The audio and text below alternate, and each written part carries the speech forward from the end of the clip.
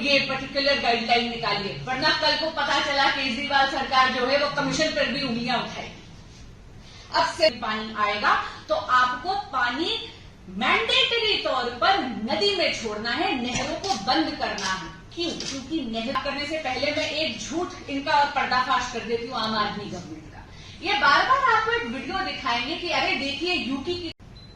अब मैं बात करती हूँ आतिशी जी, माननीय मंत्री जी ऑक्सफोर्ड से पढ़ी हैं, रोड स्कॉलर हैं, इतनी पढ़ाई के बावजूद शायद वो बराज और डैम के बीच का अंतर नहीं जानती, शायद वो नहर और नदी के बीच का अंतर नहीं जानती। हथनी कुंड एक बराज है, ये बांध नहीं है। हथनी कुंड का कार्य है पानी की दिशा को एक हद तक नियंत्रित करना।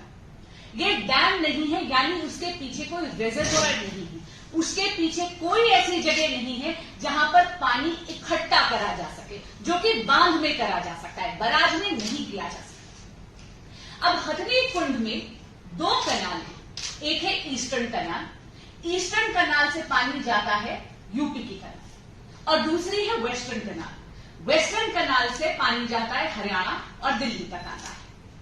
अब आप ये देखिए कि जो वेस्टर्न जो ईस्टर्न कनाल है उसमें 4 से 6,000 क्यूसेक पानी जा सकता है, ये उसकी मैक्सिमम कैपेसिटी है। जो वेस्टर्न कनाल है जो हरियाणा और दिल्ली के तरफ आता है उसका मैक्सिमम कैपेसिटी है 15 से 18,000 क्यूसेक पानी, यानी बराज की हथनी कुंड बराज की पूरी क्षमता है करीब 24,000 क्यूसेक पानी। हमारे यहां पर एक सेंट्रल वाटर कमीशन गाइडलाइंस होती है। अब मैं आपके माध्यम से केजरीवाल सरकार को यह स्पष्ट कर दूं कि सेंट्रल वाटर कमीशन की जो गाइडलाइंस है वो पूरे के पूरे भारत के सभी बांधों सभी बराजेस पे लागू होती है। कोई दिल्ली के लिए उन्होंने टारगेट करके नहीं ये पर्टिकुलर गाइडलाइन निकाली है, वरना कल को पता चला केजरीवाल सरकार जो है वो कमीशन पर भी उंगलियां उठाएगी।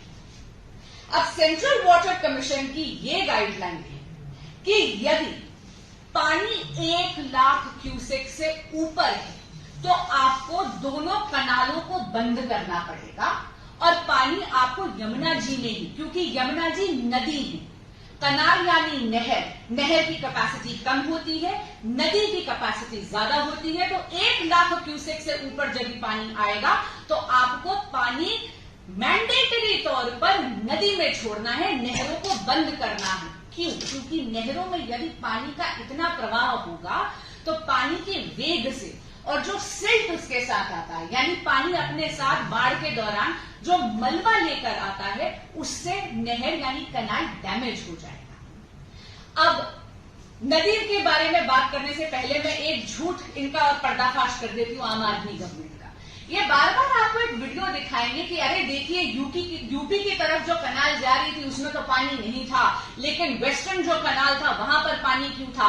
आतिशी जी बार बार बोल रहे हैं कि जहां भारतीय जनता पार्टी के सरकार है वहां तो आपने पानी छोड़ा नहीं और दिल्ली की तरफ आपने पानी छोड़ दिया। मैं उनको बताना चाहूंगी, इतनी पढ़ी लिखी हैं, इतना विवेक है, इतनी ज्ञानी है, लेकिन क्या वो ये नहीं जानती कि जब आप नहर को बंद करते तो धीरे धीरे आपको नहर के डोर्स यानी उनके गेट उनको बंद करना होता है। क्यों? क्योंकि नहर जो है वो एक मैनमेड स्ट्रक्चर है। नहर में जब आप खुदाई करते हैं तो उसके बाद एक लाइनिंग डालते हैं, कंक्रीट की एक लाइनिंग डालते हैं।